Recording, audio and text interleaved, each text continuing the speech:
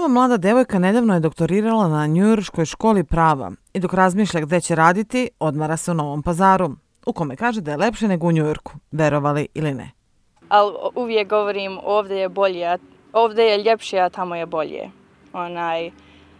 Nije ništa kao ovdje, kao u Evropi, na Balkanu, nema, ovo je nešto posebno. Nermininu porodicu ratni vihor odveo iz Sarajeva u Njujork, gde je Nermina i rođena. I od uvek je znala šta će biti kad poraste. Uporna i vredna pre svega. Zbog toga je i prva u porodici koja je doktorirala. I to sa najvišim ocenama, što joj je preporučilo da u ime svoje generacije govori pred rukovodstvom škole, ali i grada Njujorka. Ja sam završila 4 godine političke nauke. Bila sam student generacije, držala sam govor i dobila sam stipendiju za školu prava i tek tada sam počela u New York Law School, se zove, da odem, pa sam tek sada doktorirala i držala sam govor i sada opet pred gradonačelnicom. I am the first generation in my family to attend college, to receive a professional degree, and I will be the first lawyer in my family.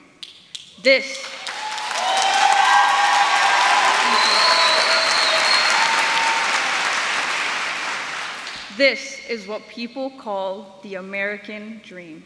Nermina kaže da je do uspeha težak put, ali da nije nemoguće ostvariti sve što ste zacrtali ukoliko ste uporni. Je li teško uspjeti? Pa jest, ali je svugdje teško uspjeti, znaš, ako se ne trudiš. Moj babo i moja majka su se baš trudili za nas i zbog njih je nama lakše. Pa imam ja svoju inspiraciju, moja familija. Moja motivacija je bila da ne bi bilo uzalud što su oni sve se ispatili i u ratu i u Americi.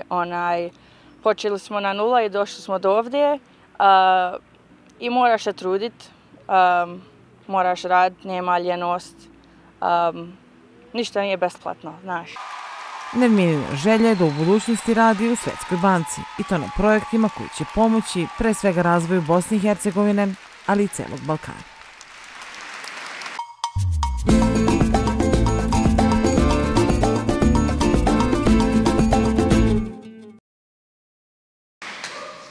Good afternoon to New York Law School's faculty, staff, Dean Crowell, family, friends, and the graduating class of 2023.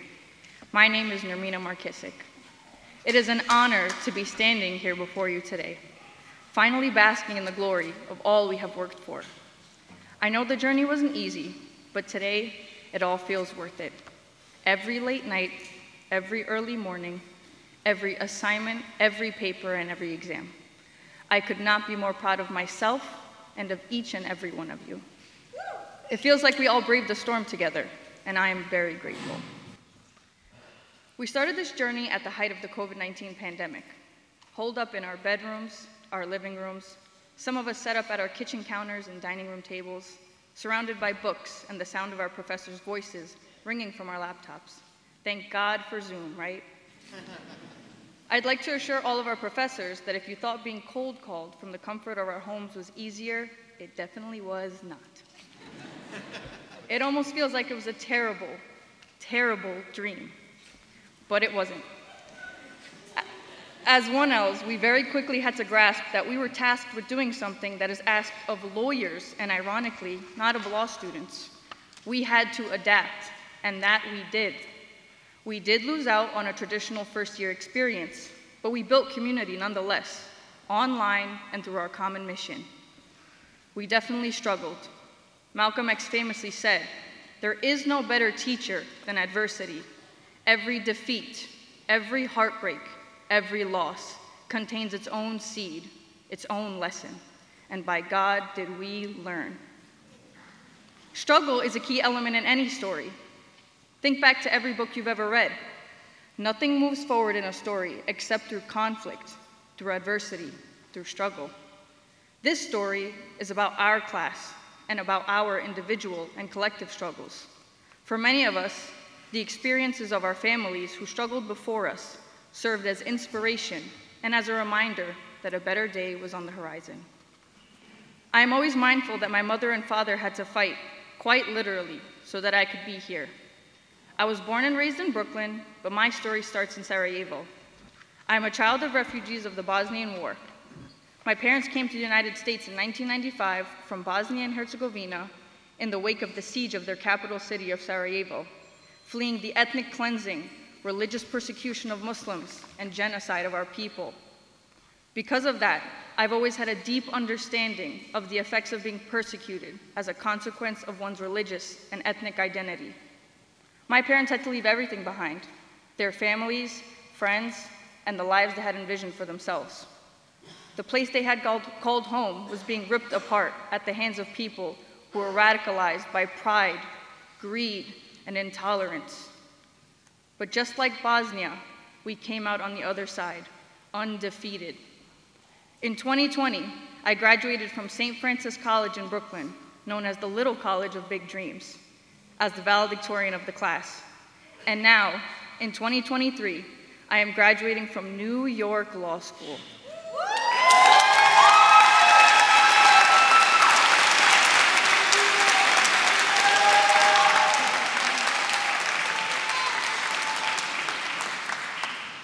I am the first generation in my family to attend college, to receive a professional degree, and I will be the first lawyer in my family. This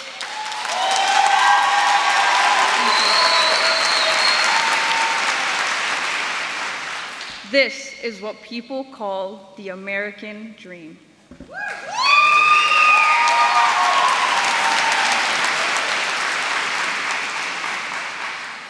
My family's origin story and the plight of our mother country sparked my passion for the rule of law and the pursuit of justice on a global scale.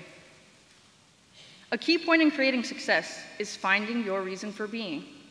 My reason is honoring the sacrifices my parents have made. Now, as I graduate law school, honoring their sacrifices requires me to make a difference in the lives of others who seek relief, the way my family once did. We can all reflect on our own families, on their struggles, past and present. It makes our struggles as law students seem small. To struggle is difficult, but to struggle in law school, what a privilege it has been.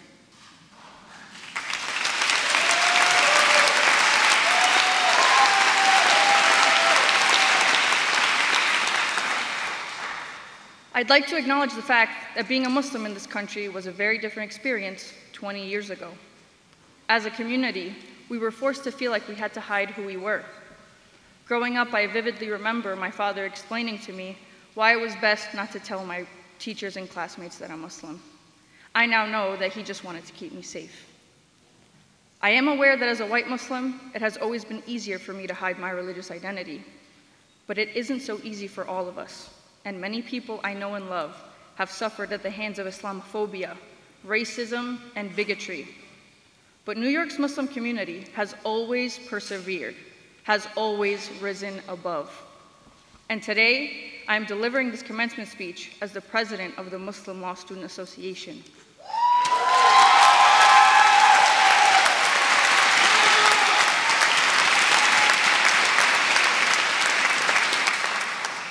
Despite all the challenges, the Muslim Law Student Association has become one of the most well-respected organizations on campus and a model for student leadership, diversity, and inclusivity among other law schools. I know there is still a long journey ahead, but just look how far we've come.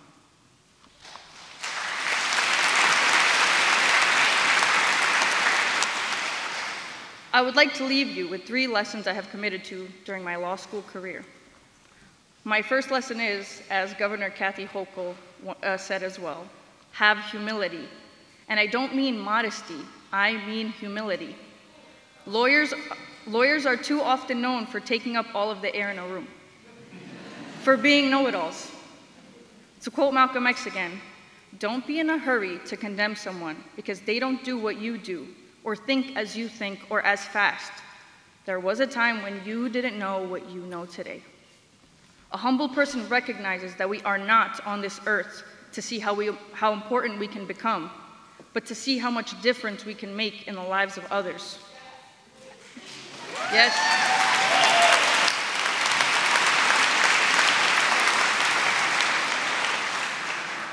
And in essence, that is the role of a lawyer. So when you get, give. When you learn, teach. Pay it forward.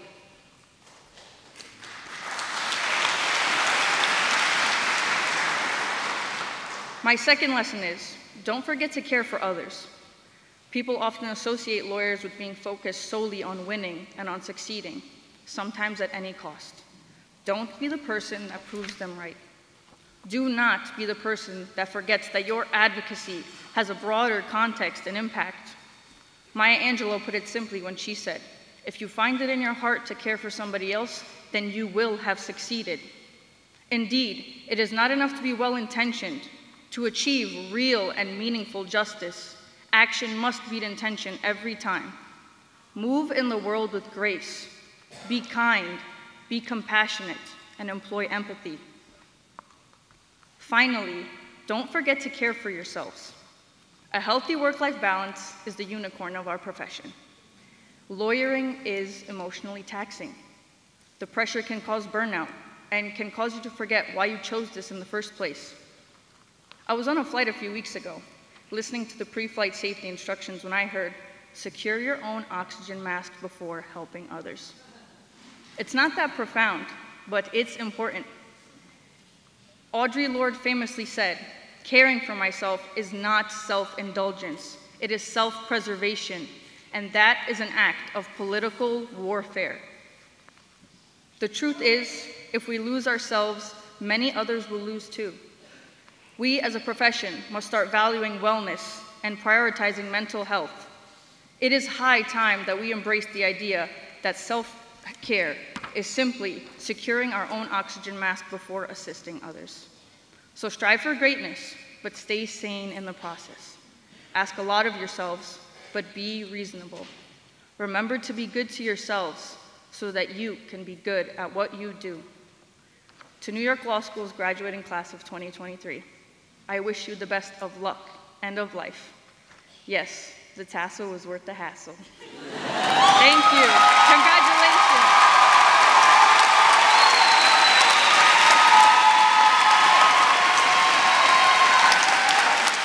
Thank you. Thank you.